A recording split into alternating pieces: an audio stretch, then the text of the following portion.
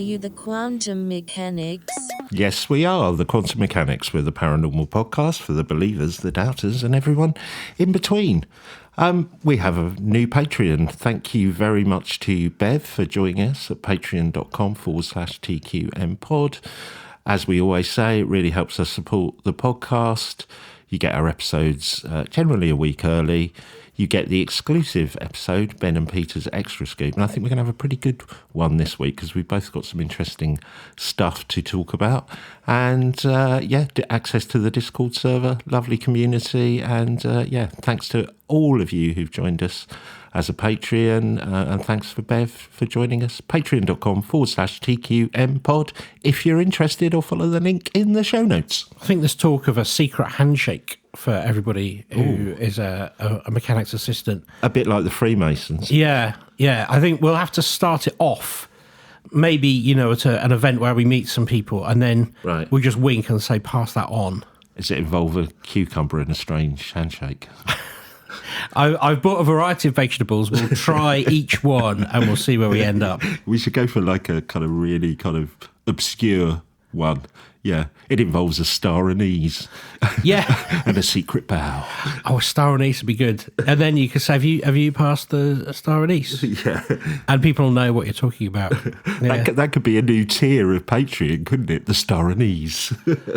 Actually, this is getting as weird as the dream I had last night, where I dreamt that I turned up to record the podcast and you were furious that someone had put gold decals all over your car. Oh, really? Yeah, and you were trying to take them off, but you said it would cost £1,300 to remove the gold decals. And I remember saying to you, but I think they actually look quite nice. I don't know what that's all about. It's so weird you say that, because I can't remember what the nature of the dream was, but you've just broken it in my mind that I dreamt about us and the podcast last night as well. Oh, really? Yeah, I can't remember the detail though. You've got that fuzzy thing. I remember waking up and going, oh God, I must remember this dream so I can talk about it on the podcast, because it is particularly weird. And now I've got no memory of it whatsoever. Well, what I've got coming up is particularly weird, I must say. Okay. Well, should we just launch into it? Let's go for it. Okay. So I'm going to take you to the high desert of Sedona, Arizona. You remember what Sedona is normally famous for? Yes, I do. Yeah, the airship. Yeah. But we're not going there. Okay. We're going to a place called the Bradshaw Ranch. Now, you might have heard about this. I'm sure some of the listeners have, because it was a film set. So people like John Wayne, Elvis Presley, they were in movies there. They've walked the hallowed ground of the ranch. But it was also the 77 commercials were filmed there. So probably the one that we might all recognise is the Marlboro Man adverts were filmed there. Okay. So the macho guy on the back of a horse. Yeah. Yeah, that's all there. Yeah.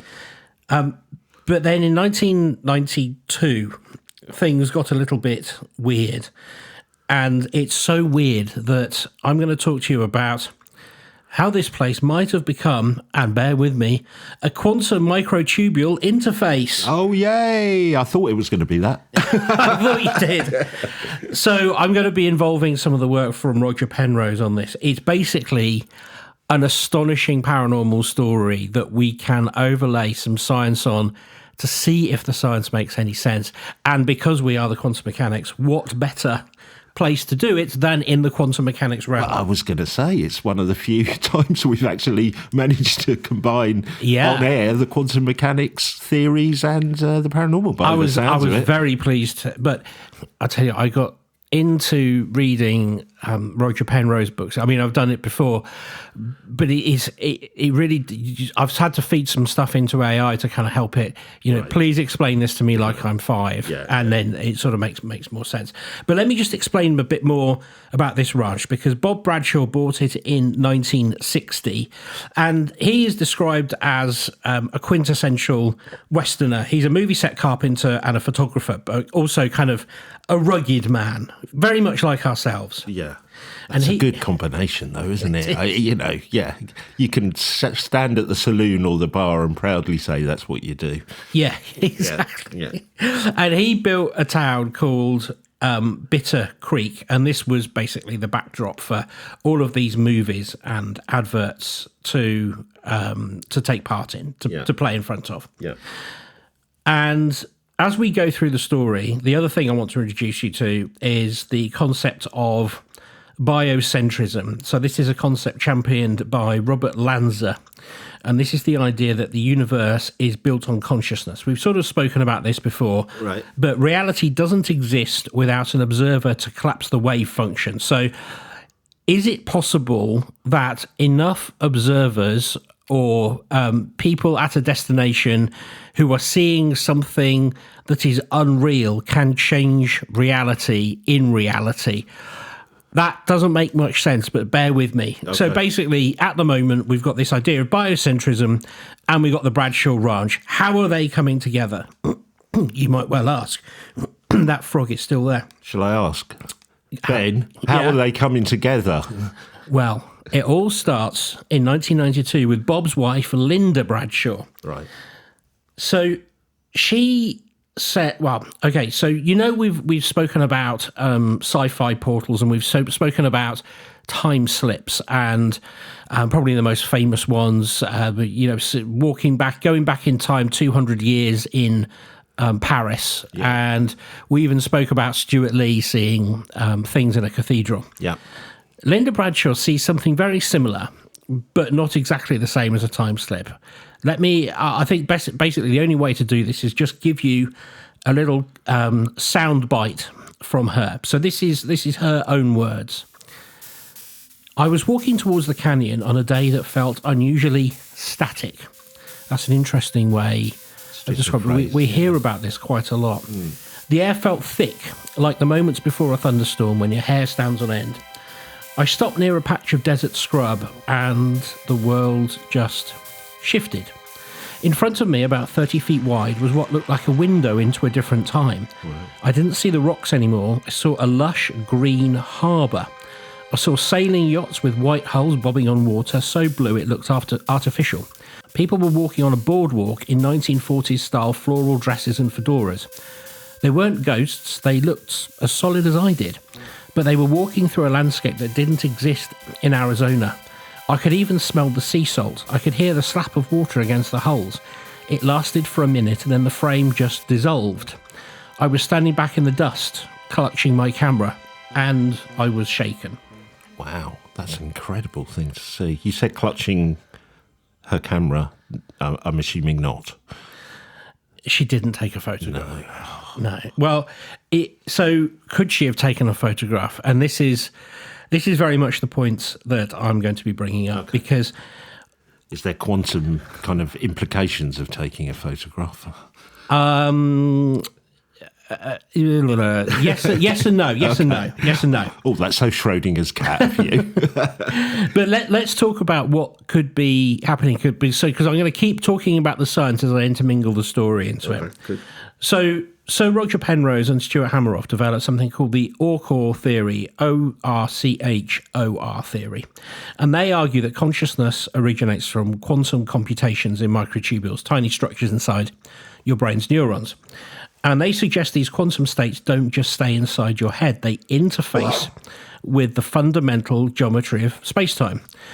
If the ranch, which sits on a massive piezoelectric battery of quartz and iron, creates a powerful enough local field, it might be collapsing the quantum state of the local environment.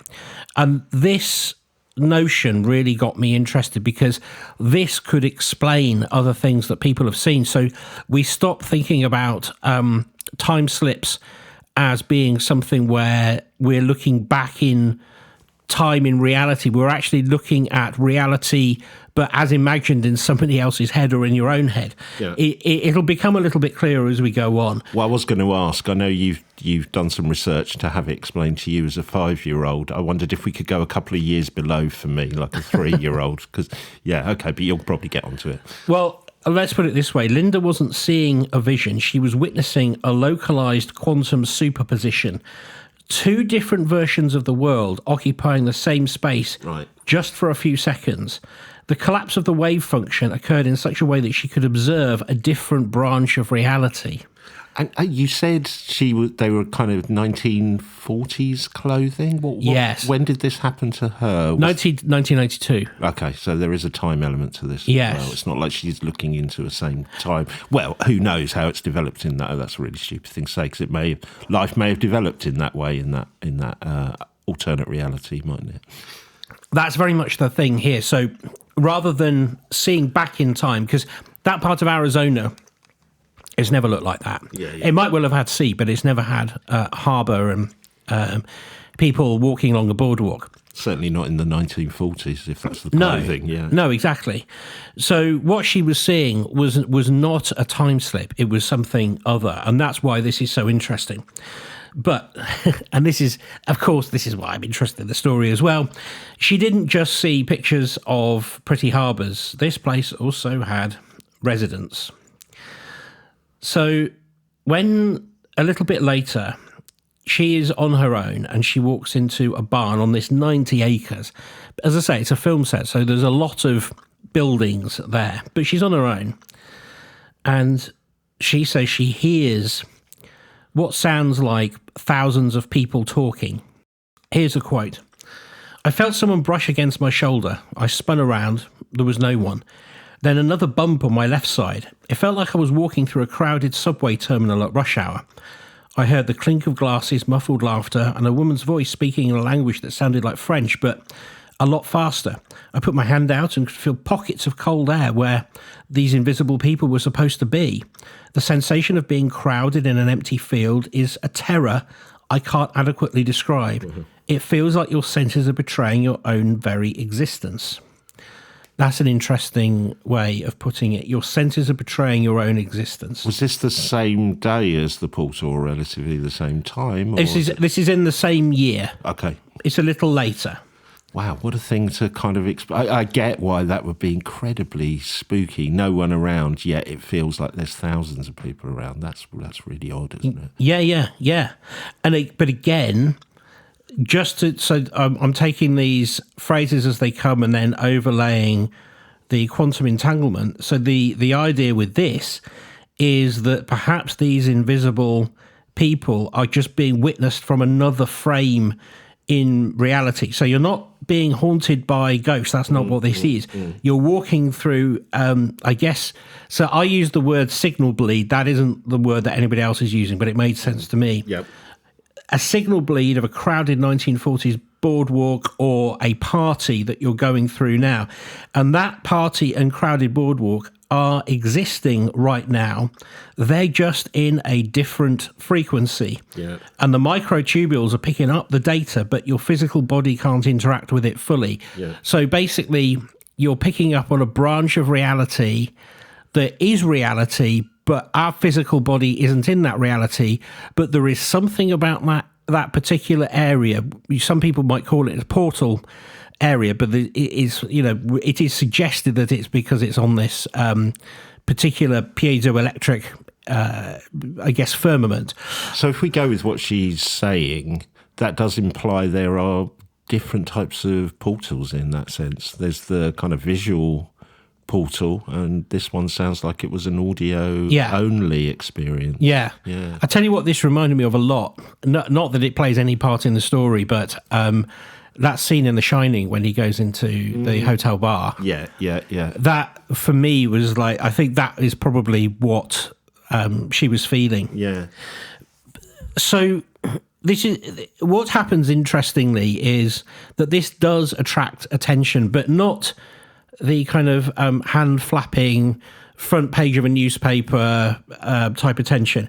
There's a kind of a very considered investigator comes into the picture, a chap called Tom Dongo, and he decides that he wants to communicate with the source of this. So he's very particular about calling it the source. So he doesn't think that there are spirits around to contact via a Ouija board. He believes that there is perhaps perhaps an intelligence, perhaps something that is manipulating intelligence. So that would be the equivalent of this microtubule collapse, because that is, of course, an intelligence. So when I say he wants to communicate with the source of it, the complicated idea that it took me ages to get my head around here is that it's not like you're talking to an alien body called Fred who is sitting there and making this happen. The intelligence is just part of the environment, if that makes sense. Kind of, although I was thinking on that concept, when you were talking about it, I kind of felt like, this is just a natural phenomenon that we don't see very often, yes, because of its quantum thing. But that statement seems to suggest there is some deliberateness about it, if that's a word. No, I think we'll come on to whether we think there's any deliberateness. Okay. I think you can have an intelligence there. I think the idea is it's a set of circumstances that set this up. So rather than there being, it's the difference between there being a Skeletor who is trying to fool the He-Man. Yeah. It isn't that. It is that this environment is much more Stranger Things. It's that this environment causes intelligence and the observation of consciousness to behave differently to how it does in other areas. Okay. So Tom decides that, as I say, he's going to investigate, in inverted commas, the source. And here's a quote from him. "We were watching an orange-blue light that was hovering about 50 feet off the ground near the Bitter Creek set. I told the group I'm going to signal to it. I had a high-intensity spotlight. I clicked it once. The orb clicked once. I clicked it 3 times in rapid succession. The orb pulsed 3 times, mirroring my rhythm. I then decided to trap it. I decided in my head I would click twice, wait 5 seconds, then click once more. I hadn't moved a finger yet. The orb pulsed twice, waited 5 seconds, and pulsed a 3rd time." So he hadn't even done it at that point. Before he I'd just thought of doing it. Yes, before he turned his flashlight on. Yeah. "It didn't see me, it was reading my intent. I knew my thoughts. It knew my thoughts before it had reached my muscles." So this is a particularly interesting part, because in quantum physics, what we do in the present can actually affect how we interpret the past and how information flows. So in consciousness, if it is non-local, meaning it doesn't just live in your skull, but it's spread across space, then the source of the Bradshaw Ranch, isn't, as I said, it's an alien ship. It's an interaction. So, this is reminding me very much of that episode I did. Can't remember what we called it, but it was the one where there were those experiments where we're using pornography and extreme images, and they had to get people to predict their reaction to it. But the weird thing about the experiment, so people were very successful in predicting images that were either of a more violent nature or a pornographic nature. But the weird thing about the experiment was they were picking them before they'd been randomly chosen. Yeah. And that sounds very similar to what you're talking about here, right? Yes, it is. It is.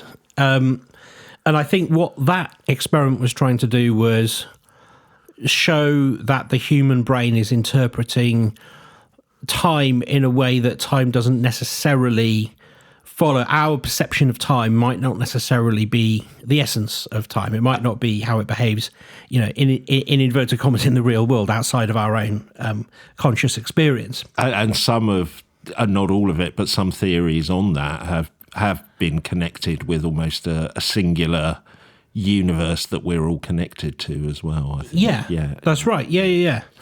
So in this example, the mirror reality, the phenomena in the ranch is the mirror for the human mind. If Dongo thinks of his signal, he collapses the wave function of the light into a signal. The ranch provides the medium and the mind provides the pattern. So it's taking his thoughts and he's basically expanding his consciousness into the local area. That's kind of what we're talking about here. i.e. he's creating it, or he's just able to interact with it? Because it could be either. I think that if you could answer that... we wouldn't be doing this podcast. No, and we'd all be very happy. I think probably what Roger Penrose's ideas suggest is that his own consciousness is impacting the local environment. So you are looking. It's like it's what I said there. It's like a mirror. It's like it's a quantum interaction with the environment with a with an observable side effect, basically. So if we mentioned Schrodinger's cat a little bit earlier, if we take that as an analogy, effectively he's opened the box. I guess so. Yeah. And created the outcome by thinking about the flashing lights. They've kind of okay. I think I'm okay. But just to add confusion and not more and more peculiarity to this place, by the late 90s, Linda began seeing tall greys, but they weren't like the ones we see on television. These were staticky. That's the word she keeps using. Again, I think I'll probably just use some words of her own. I saw it near the edge of the cottonwoods, a figure about 7 feet tall. It didn't have skin. It looked like a hole in the universe filled with charcoal grey smoke. It moved with a mechanical precision. But the weirdest part, when it moved behind a tree, the tree itself seemed to warp. The wood of the tree looked like it was being sucked towards the figure, as if its very presence was warping the physical dimensions of the landscape. Well, we've seen this before in kind of UFO encounters, haven't we? Of just, either orbs or I don't know if we've come across it with other beings, but we certainly with orbs managing to almost pass through trees and come out the other side. Yeah. So this is another interesting part of the phenomena, which doesn't, on the surface of it, look like it might have anything to do with the other phenomena. It just feels like it might be something slightly to the side. But actually, there is part of the Einstein-Penrose theory, which talks about quantum information density. So rather than this being caused by like a gravitational anomaly, imagine if it's like a 3D hologram that was so dense with information that it started pulling on the physical trees. So that's why the investigators at Bradshaw often feel nauseous or dizzy, because their physical bodies are literally experiencing a different space-time metric to the ground they're standing on. Right. And that, again, let's just not brush over that. Let's just take a beat to consider that. So what we're saying here is that because of something that is happening in that area and people's consciousness is interacting with it, all of the information that is coming between the observer and what it is that they are interacting with, there is so much of it that it is either causing these entities to manifest, or these entities are a phenomena which are also there because of the status of that, or the state of that particular part of the land. Yeah. But they are also caught up in this quantum manifestation and microtubule collapse, and the amount of data involved in that means that they warp our perception of what we're looking at. It's kind of crazy when you look at it that way. It's actually crazier than if you just took it as a whoa, this is weird. Because when I first read her accounts, they felt very much like the Terminator. No, not the Terminator. Sorry, the Predator. Okay. So, the way that she described the being kind of shimmering and stuff. Yes. So that has, in recent years, there has been a phenomena that people have described as the glimmer man.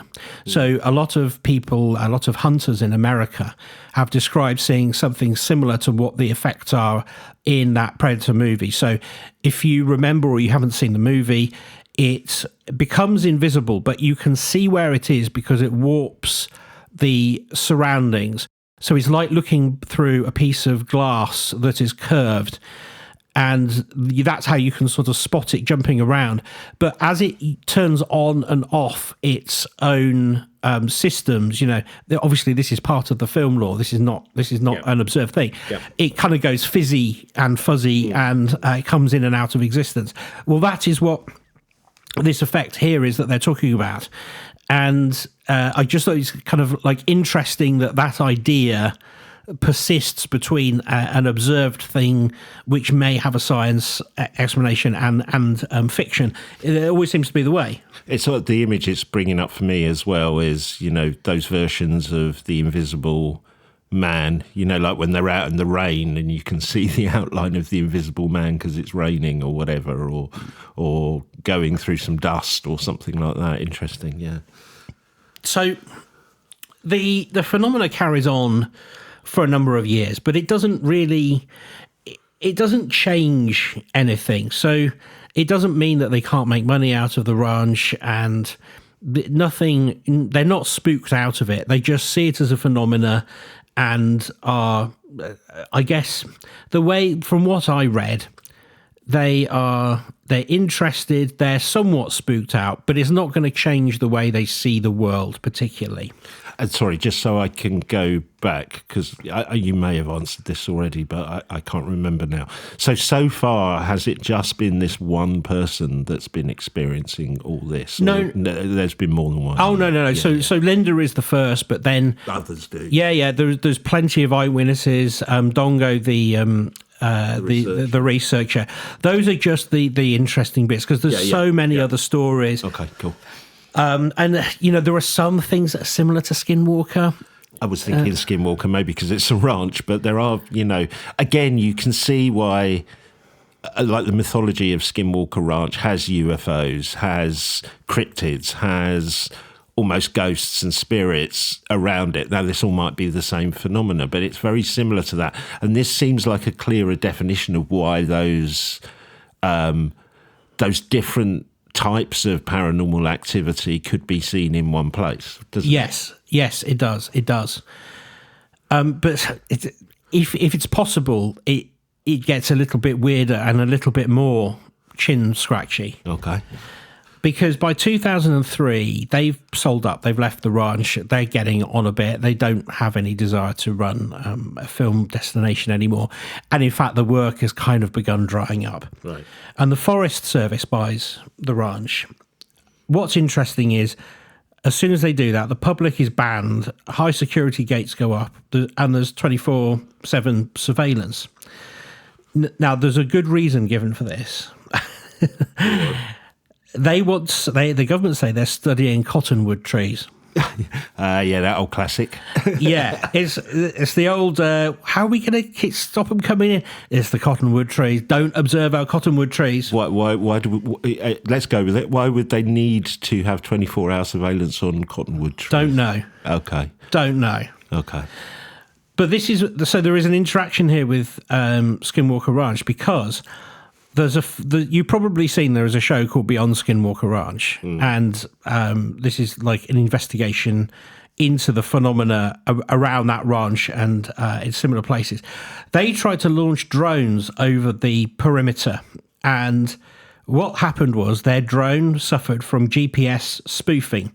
So the drone operator said, I had a line of sight on my drone and it was hovering perfectly.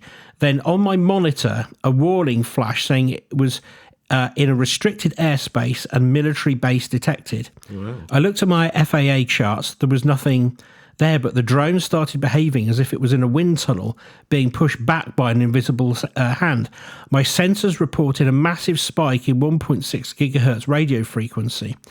This wasn't a fluke. It was a targeted jamming signal emanating from the garden where they supposedly plant these cottonwood trees.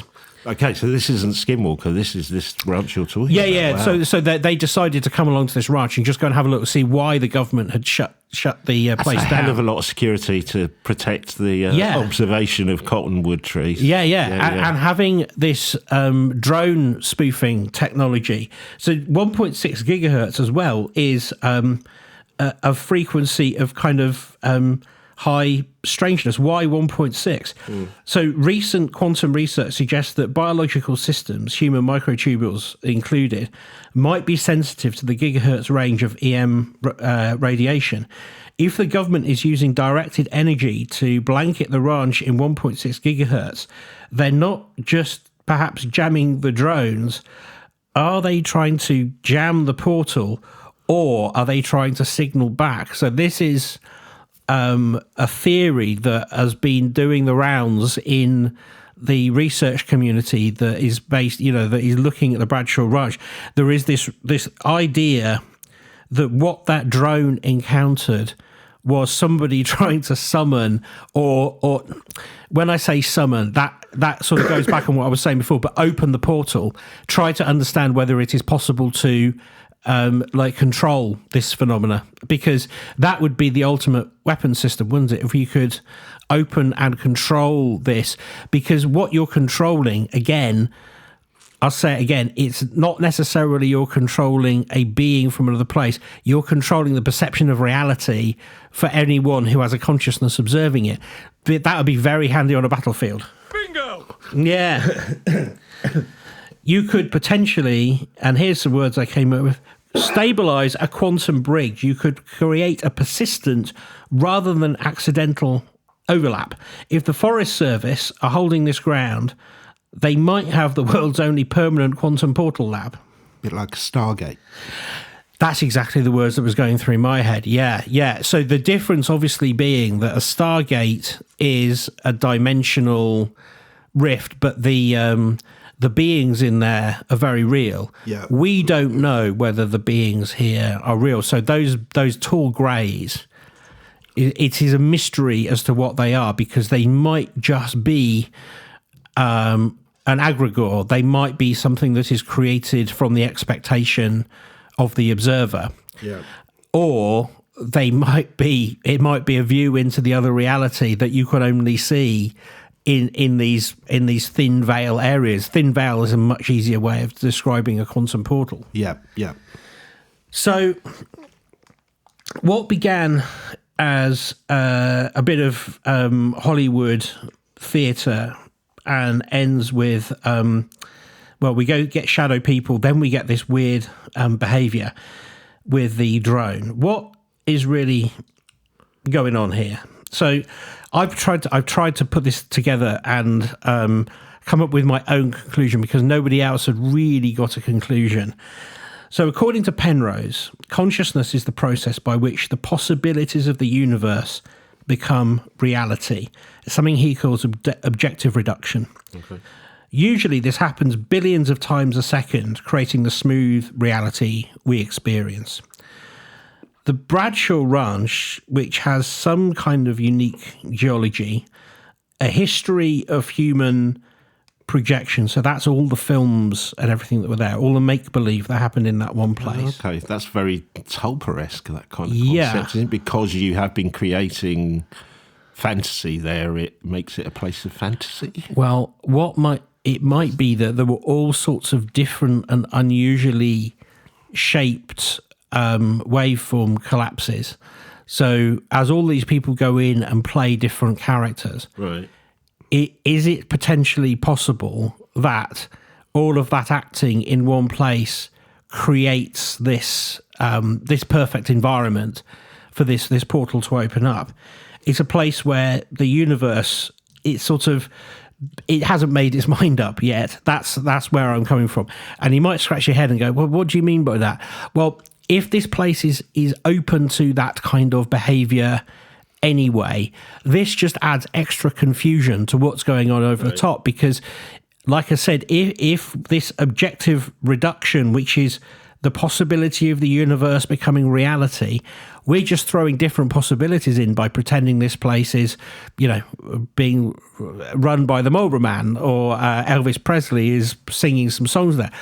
It could be that all this conscious, it doesn't matter if it's human behavior, it's all this additional conscious behavior that's happening in the Bradshaw Ranch is creating this kind of weird, observable reality. And my only pushback on that is, if that were the case, surely we would see more phenomena around other locations like that. Or, I know we've done stuff on haunted theatres and things like that, but, Pinewood, other kind of studios, they would all have this stuff going on, wouldn't they? Or is there something unique about this ranch, whereas this is just a side bit? So, no, the unique thing about this ranch is that it sits on this huge bed of quartz and iron. Okay, so there's a mineral chemical. Yeah. Elements. So, yeah, okay. Well, so if you think about so a quartz clock, it's the quartz that keeps the time in the clock. Is it possible, I suppose, where am I going with this? It's like you've underneath the Bradshaw Ranch, it's like one giant living CPU. And so what we're doing is it's processing reality at a different clock speed. And we are interacting with that different clock speed and changing the software that it is processing. So rather than it being necessarily a portal, it is a natural thing that happens.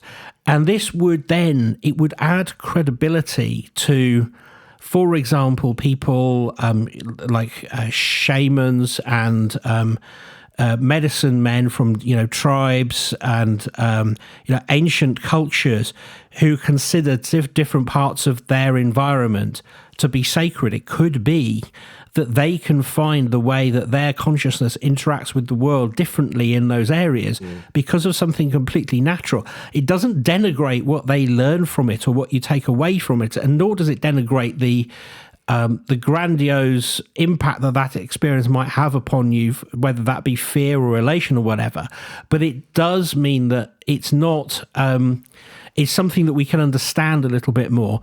And I rather feel like what I was trying to do with this is kind of, because we always come out of it and kind of scratch our heads and go, oh, what could it possibly be?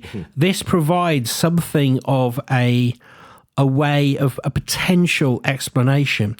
And I'll tell you what is also interesting about that idea of different, like, actors changing the local version of reality by changing the way that the observer interacts with the environment. Is it a coincidence, therefore, that we find that there are so many hauntings in theatres? Has that consciousness changed the way that the reality is running in that particular area of a town or a city? And it's interesting that in terms of, also superstitions of theatres as well, that actually, almost in this, by having them, are you creating them? I don't know, like not mentioning the Scottish play, for instance, in a, or that thing with the ghost light that you've talked about before. Yeah. It's like, are you creating the mythology for real by creating it in a way? The other question I had, I think you're right in terms of kind of clarity of a theory that makes sense, because a lot of what you've been talking about today, I think does apply to Skinwalker Ranch and does kind of, square that circle of paranormal activity, cryptids, UFOs, portals, all that stuff together. But with Skinwalker Ranch, there was this backstory of, weird things happening on that land in terms of Native American or indigenous people. Is it the same with this ranch? Does this stuff go back? There is no history of that happening until he created Bitter Creek. Wow, that's really interesting. And there is no history of it before 1992. Wow. Which is why it feels like there was a build-up of, and that word energy is a bit nebulous in this example, in this story. I suppose what you would say is a build-up of conscious interaction. That might have been the thing to cause it. There's various other things that kind of add another sense of weirdness to it in terms of, so when we get on to post 2003, when it's been shut down for supposedly to study these cotton trees, one of the nearby locations is, I just checked my notes, it's called the Clarkdale Cement Plant, which in itself has some strange things going around it. But that takes an enormous amount of power. Now, getting an enormous amount of power out into a remote location isn't an easy thing to do. But if you are trying to create a signal to open a quantum portal, you're probably going to need power, and this place is perfectly suited to bring power in. So again, it feels like it's the reason it is there, and the reason that it continues to be a source of peculiarity is a set of coincidences and circumstances that have come about. It isn't haunted land. It's just like, okay, there's a power base. Oh, it used to have actors on it. Oh, it's got a quartz base. All of these things add up to provide the environment we see. Yeah. So in that scenario, you're saying the cement base is a front? No. It's just close. Just a power source. There's just a power source Right. close by. Yeah. There are some other things that just going through my notes, because I sort of keep various bits open for the conversation, and you never know where it's going to go to. But one of the other interesting things that's happened here is when people have come. So this is pre the government taking it over. Some people have taken home, now I use this term, a quantum virus. It isn't that. But some people who've experienced things there claim that they took something back home with them. So there is somebody, I've got a report here of somebody who lives 500 miles away from Sedona. When they got back home, they reported clocks stopping and shadows in their peripheral vision. So that's just one observer. What they observed when they were there is very similar to the earlier account of the orbs. They didn't go there for a paranormal experience. They went there because I believe that person they were a sound person, working on an advertisement in the that one looks like 1987. So in 1987, we're kind of before Linda gives her report. They have this, and he only comes forward with this example after Linda has given her thing. He didn't even put it down to the ranch at all. He just sees some strange lights, puts it down to one of those things, goes home, has this stuff happening at home. Linda comes out with her story, and then he says, "Oh, right, well, I think I took something home with me."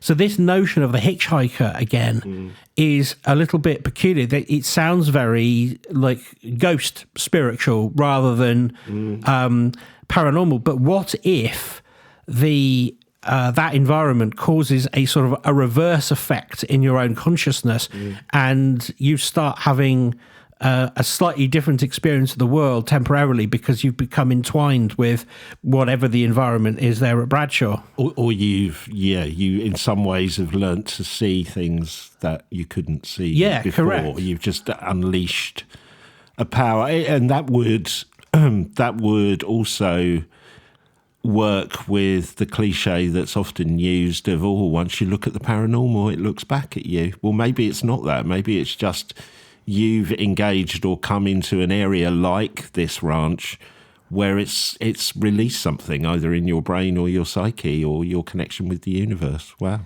Yeah. Well, when we move over to the extra scoop, there are some sightings. I'm gonna tease you. This is something that Tom Dongo saw. He saw a dino beaver. Oh, I know. Oh, and so these are more fun examples of the things that he saw. It doesn't change a dino beaver. Why is it not a beaversaurus? Because that's a character in Viz. But he experiences all of these phenomena that never existed. So I've spoken before about like those people who claim to have seen dinosaurs in modern times. And those appear to be more either time slippy or survived creatures, like Nessie being a pliosaur or whatever it is. But what he's experiencing are things that never existed, and very much more in that realm of seeing things from imagination. And that's when that is why I think this is so interesting, because you're almost seeing. And obviously it's another reality, but you're seeing things that people might fantasize and dream about or make comic books about, And some of the things are so ridiculous. The seeing a dino beaver, it's kind of laughable. And rather than in other examples of this where we might say, oh, it's a trickster or whatever, it does make a lot of sense, the explanation that I've been sort of pushing forward. Now, I will say, obviously, Roger Penrose's work is massively simplified here, and I sort of nod to that. And there will be people who really do study quantum mechanics, and they'll be familiar with this microtubule idea of that is what causes consciousness, and they might find many flaws in this. This is a theory that I have put together through the books. It is supported by a couple of other notes that I have read about people who are thinking in this same way. This is kind of it's not intended to be an all solution. It's intended to be a what if it was this, because his ideas are around this. This is what people have seen. This is the nature of the ranch. Could that be feasible? That is what this is. And in terms of the ranch now, I guess officially or unofficially, because you would think it wouldn't just stop, would it? Unless it stops as soon as you stop using it as a place for film and commercials and creative endeavours. You know, is the study of the trees still going on, or has there been kind of modern reports of weirdness there? So it is. It still has. It's called the Sega project. Nothing to do with the computer game. It's to do with it's the acronym for the study of what they're looking at. It's called the Southwestern Experimental Garden Array, and they're looking at. It's supposed to be basically a place to study trees, wildlife, the planting of various indigenous species, the study of land. In fact, I've got a picture over here. You can see. Okay. There it is. You can see. That's what I thought it looked like. It's surrounded by a big. Kind of deserty, greeny. Deserty and netting, but it is still forbidden for you to go there in case you see the top secret trees. Oh, right, that's my other question. It's not like you can just wander around there. No. It's because you don't want to disturb those, what are they called? Trees? Cottonwood trees. You don't want to disturb the cottonwood trees in their environment. The highly confidential cottonwood trees. Yeah, you get surrounded by armed gunmen. Stay away from our trees. They come from a branch of law enforcement. Oh, sorry, but not one sap in their organisation. Leave it. But what is interesting is I do understand that the wildlife and the various authorities in America who care for the environment, they do sometimes lock places off for good measure. But it's a very different approach to what we have in the UK. So, you know, there's a place that we go to which on holiday sometimes, and there's a clifftop area where they are trying to bring back some orchids that are indigenous to that area. Right. There aren't any gunmen or wars.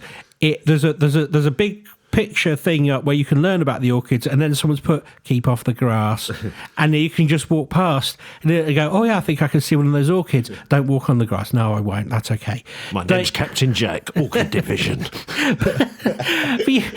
but to like, no, we're going to build these fences and put drone defences around it for the orchids. Yeah. It's ridiculous, and sometimes that might be true, but come on, this is insane. This is insane. And really the story of how they came to acquire the ranch and study cottonwood trees, it's quite blurred. I mean, there is the official story is we wanted to study cottonwood trees. This was a great place to study cottonwood trees. Stay away from our cottonwood trees. But come on, really? Really? Yeah. Do you need an entire 90 acres of sealed off ranch? With 24-hour surveillance and drone blocking technology. Yeah. I think that drone operator's perspective is super interesting in that it's being spoofed and being pushed away from the area. Whether that 1.6 gigahertz thing has any credibility, I don't know. That is just what I've read from the research, and I do wonder whether people were kind of slightly losing their mind about that and just trying to insert ideas that didn't necessarily fit, and they were trying to make it spookier than it was. But certainly you that said happened. there was a message that came up on his controller, right? Yeah. That's weird. How does that work? Oh, well, so that does happen if you fly. Oh, really? Like near an airport? Yeah. It will tell you. Like with one of the, particularly with one of the bigger sort of £3,000 fancier ones, it will warn you away. It'll say it's getting close to a military base or whatever, right. and it will refuse to fly over a military base now. Right. But it doesn't. It just refuses to go any further, or it might do a return to owner. Right. But it won't be pushed away by an unseen force, Yeah. and you would be able to tell from your maps whether you were in that area. And of course, as that operator said, he wasn't in that area. This isn't a military base. It is just a cordoned off cotton tree studying area. So why it should do that is anyone's guess. And it does seem like anti-drone warfare technology. So why would you do that? I don't know. But the peculiarity exists. If you go online, you'll find loads of books about all the stories that happened there. The reason I didn't cover all of them is because, a bit like a lot of these cases, it's just pages of, and I saw another tall grey and it was walking behind the cafeteria area at 7:30 in the evening. It doesn't move it on. I've given you some of the carrying a cottonwood tree under its arm. That's right. I've given you some of the core ideas of the stories that happen there, and they're kind of fascinating. But I do think it's really interesting to see. You go out for a walk in the middle of the desert and you see a blue harbour. I think that would that's an amazing. I love that kind of scare anybody. Stuff. Yeah, it really just tweaks my imagination completely. You know, especially the juxtaposition of the two environments being so different. That's incredible, isn't it? Yeah, it is. And what that must do to your, I don't know, just kind of your day-to-day living when you've seen that, I think is particularly interesting. That how you can live with seeing that and not think about that every day, I think is something that I would struggle with, certainly. Okay, so we've got quite a lot to talk about on the Ben and Peter's Patreon exclusive extra scoop. You're going to tell us about was it a dino beaver? We'll talk dino beavers. Yeah, not a beaversaurus. And I wanted to have a chat about UFO sightings in Greenland and whether Trump's interest in Greenland is more to do with extraterrestrials than anything else. Yeah. It does sound fun, but goodness me. Yeah, what a world we live in. Yeah, there you go. All right. Well, come and join us at patreon.com/TQM pod, or click the link in the show notes to hear more about all that, and support us. That'd be great. Yeah, honestly, as you can probably tell from that was a lot of books and a lot of brain power. So anything you can do to help us on that journey, thank you so much. All right, we'll see you soon. See you next week. Take care. Bye. Bye.